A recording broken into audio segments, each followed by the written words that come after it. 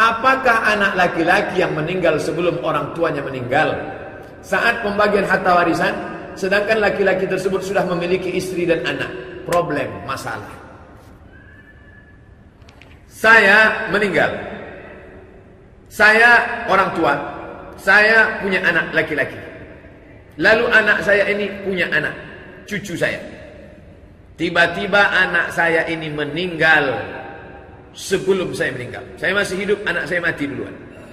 Maka ketika saya mati, cucu saya ini tak dapat. Cucu saya tidak dapat. Kenapa?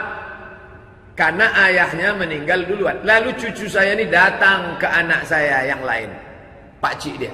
Pakcik, kasihlah saya jatah datuk. Kalian tak dapat. Ayah kalian tak dapat. Kenapa tak dapat? Karena ayah kalian mati duluan. Mengamuklah dia. Aku ni kan cucu, kenapa tak dapat? Ayah kalian mati duluan. Dicabutnya parang. Memangnya ayah kami itu minta mati duluan. Meninggalkan problem masalah. Di mana-mana ini jadi masalah. Untuk menyelesaikan masalah ini, maka keluarlah namanya KHI, Kompilasi Hukum Islam Indonesia.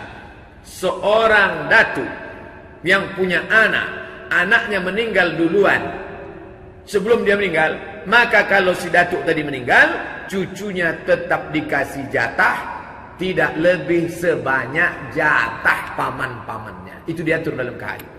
Bagi cucu-cucu, kalau ada cucu-cucu sekalian, kalian tidak dikasih oleh paman kalian, maka kalian boleh menuntut dengan ketentuan hukum Kompilasi Hukum Islam Indonesia, cucu dapat. Ustaz tahu dari mana? Saya di Komisi Fatwa.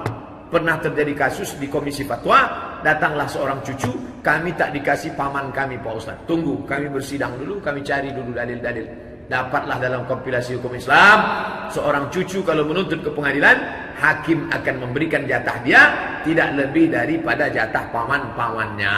Karena banyaknya pertikaian permasalahan dalam kasus ini.